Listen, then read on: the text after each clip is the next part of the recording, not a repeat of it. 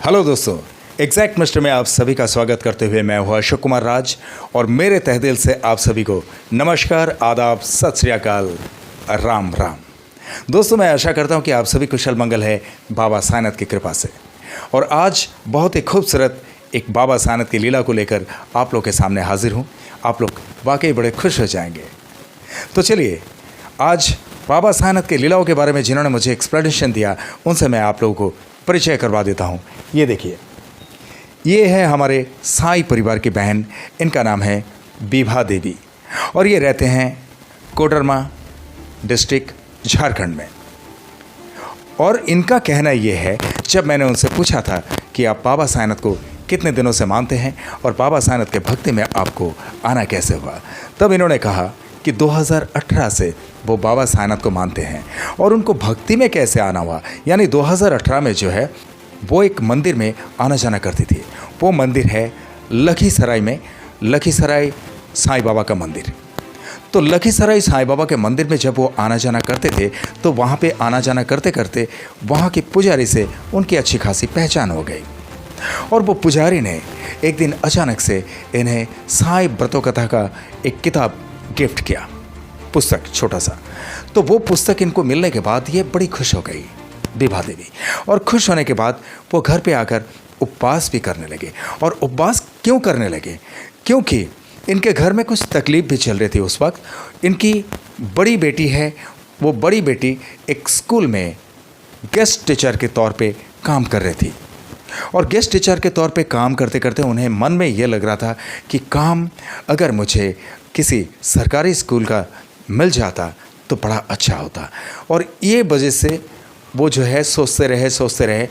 और इन सारी बातों को लेकर हमारी विभा देवी बाबा साईनाथ से अंतर्मन से प्रार्थना करने लगे कि बाबा, हमारे घर का सारा कुछ दुख दूर कर दो और मेरी बेटी को एक अच्छे स्कूल की नौकरी दिला दो बाबा। अभी तो फ़िलहाल वो गेस्ट टीचर के तौर पे काम कर रही है। तो ऐसे में बाबा साईनाथ ने सारी बातें उनकी सुन ली। यहाँ तक कि पूजा पाठ करते करते वो बाबा साईनाथ से हमेशा यही कहा करती थी कि बाबा, हमें शिरडी कब बुलाओगे? एक बार शिरडी बुलाओ ना बाबा, हम सामने से आपका दर्शन करना चाहते हैं। तो बाबा ने ये बात भी सुन ली। उनकी बेटी जो है, उनकी बेटी जिस स्कूल में काम कर रही थी एक गेस्ट टीचर के तौर पे, उस स्कूल में काम करते करते उन्होंने एक जगह पे एग्ज़ाम दिए थे। और एग्ज़ाम देने के बाद हमारी विभा बहन ने शिरडी के लिए टिकट भी बुक कर लिए। टिकट बुक किए थे 2023 के दिसंबर का महीना था, 28 दिसंबर। और 28 दिसंबर को हमारी विभा बहन उनकी दोनों बेटी को लेकर शिरडी जाने वाले थे। तो टिकट तो हो गया उन लोगों का। और ऐसे टाइम पे हमारी विभा बहन जो है, जहाँ पे स्थायी निवास है इनका, वहाँ से काफ़ी दूर इनके किसी रिश्तेदार के घर पे थे। और रिश्तेदार के घर पे होने की वजह से हुआ ये कि 25 तारीख को इनका रिज़ल्ट आना था, लेकिन 25 तारीख को एग्जैक्टली रिज़ल्ट ठीक टाइम से नहीं आया, बट आया था 25 तारीख को ही।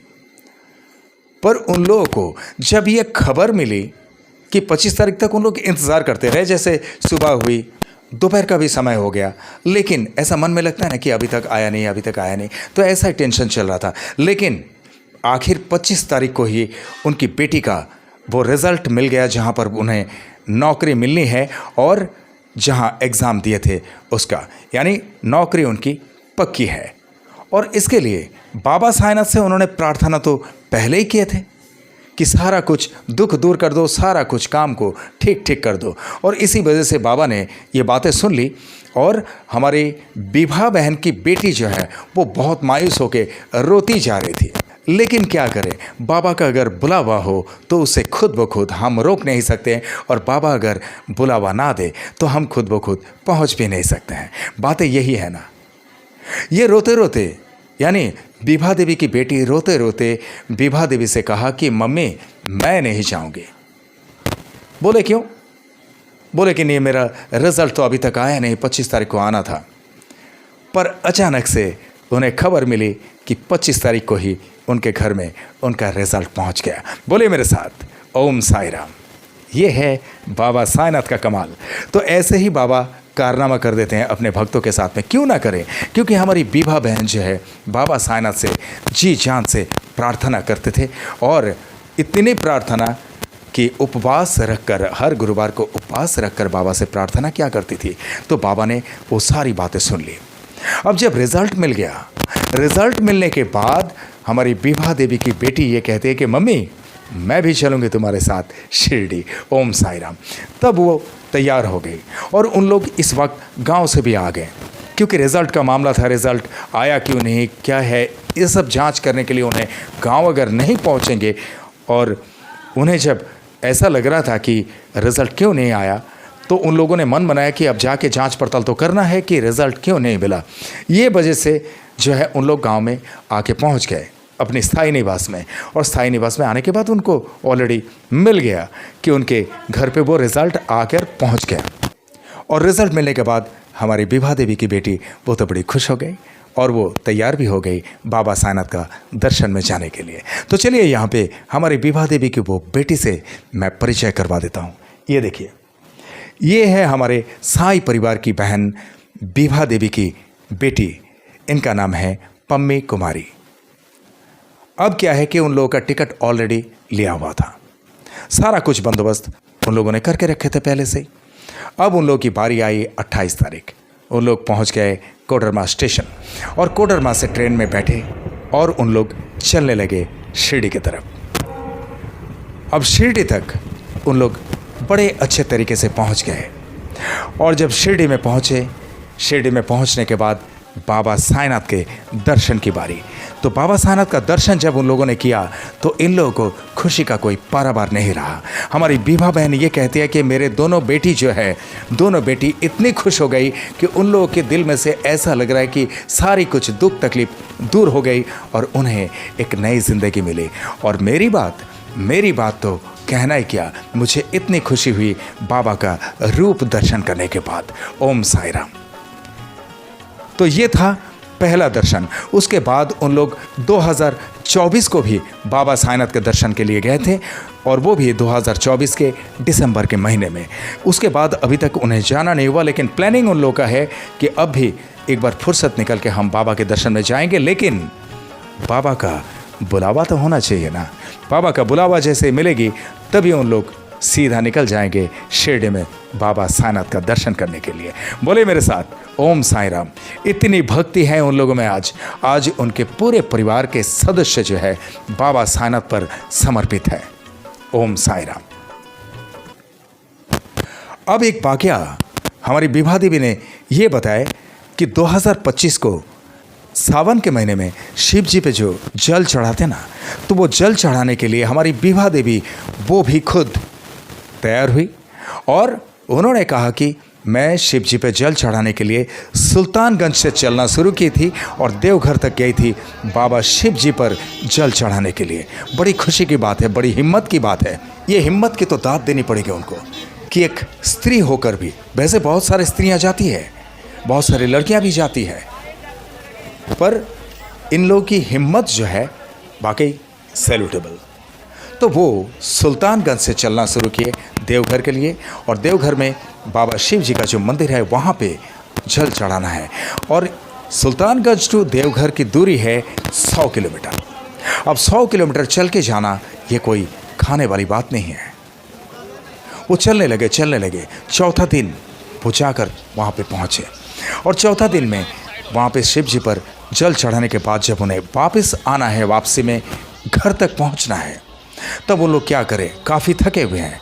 इसीलिए इनका बेटा रहता है पटना में। चलिए उनके बेटे से भी मैं परिचय करवा देता हूँ।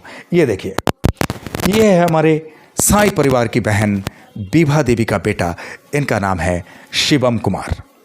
अब शिवम कुमार ने हमारी बीभा देवी से बात करते हुए कहा कि मम्मी आप लोग एक काम करो, मैं पटना से कार लेकर आ रहा हूँ, और कार से आप लोगों को सीधा देवघर से बिठा के मैं घर तक लेके आऊँगा। यानी घर तो उन लोग कोडरमा में रहते हैं, तो कोडरमा तक देवघर से आना है, काफ़ी लंबा रास्ता है, और पटना से उनका कार लेकर निकलना है देवघर के लिए। निजी कार है, किसी तरह की कोई दिक्कत नहीं, वो कभी भी लेकर निकले, कहीं पे भी जाए। तो वो कार लेकर पटना से रवाना हुए देवघर के लिए। अब देवघर में जाकर उन लोगों को बिठाए, यानी उनके साथ में और भी कुछ रिलेटिव्स उनके साथ में थे जो शिव जी पर जल चढ़ाने के लिए गए थे, जो कांवड़ यात्रा में। तो उन लोग अच्छा से बैठे गाड़ी में, अच्छा से चल रहे थे, सब कुछ ठीक ठाक था, किसी तरह से कोई दिक्कत नहीं, गाड़ी भी फर्स्ट क्लास चल रही थी, गाड़ी में भी किसी तरह की कोई परेशानी नहीं थी। तो आते आते अचानक से एक एक्सीडेंट, और इस एक्सीडेंट की वजह से पीछे बैठे, साथ में बैठे हमारी विभा देवी जो बोलते हैं कि उनके सारे रिश्तेदार वगैरह सब ठीक है, किसी को कोई खरोच तक नहीं आया, लेकिन इनके बेटे को जो है, इनके बेटे को ऐसे चोट लगी सर पे जहाँ पर कम से कम 12 टाँका लगा हुआ है। ओम साई राम। और ये 12 टाँका लगने की वजह से आज तक वो भुगत रहे हैं। और डॉक्टर से जब इन लोगों ने पूछे तो डॉक्टर ने कहा कि 1-1.5 महीना कम से कम लगेगा इस टाँका को खोलने के लिए। तो ठीक है, अभी भी उनके सर पे टाँका लगा हुआ है। जब आप लोग ये वीडियो देख रहे हैं, मान लीजिए आज से 1 महीना तक उनके सर पे अभी भी टाँका रहेगा, उसके बाद उस टाँका को डॉक्टर खोलेंगे। अब मैं असली मुद्दे पे आता हूँ कि ये एक्सीडेंट हुआ कैसे। जब मैंने विभा देवी से पूछा कि विभा देवी ये बताइए कि एक्सीडेंट की वजह क्या थी, तब हमारी विभा बहन बताती है वो जो है गाड़ी चलाते हुए उसकी आंखें बंद हो गई थी।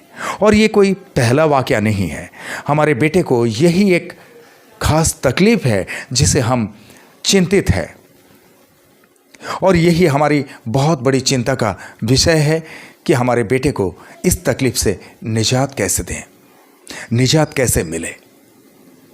और ये ऐसा होता है कि जैसे मान लीजिए गाड़ी चलाते हुए कभी ऐसा होता है कि तेज़ रफ्तार में अगर कोई गाड़ी उनको सामने से आती दिखाई दे रही है तो भी उनकी पलक झपक जाती है, और पलक झपकते ही उनकी आंखें जो है कुछ देर के लिए बंद पड़ जाती हैं।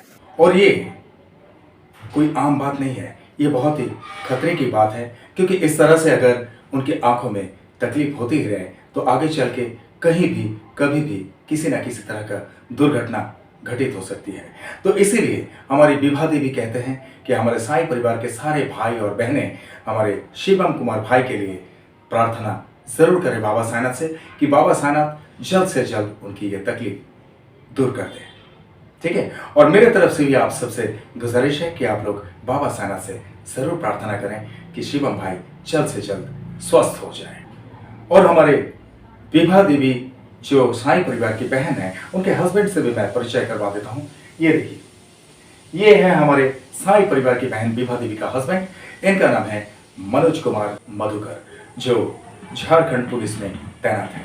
तो इनके लिए तो एक लाइक जरूर बनता है, बिकॉज हमारे समाज की सुरक्षा के लिए वो हमेशा तैनात रहते हैं और समाज का सुरक्षा वो बड़े दिल से करते हैं इसके लिए।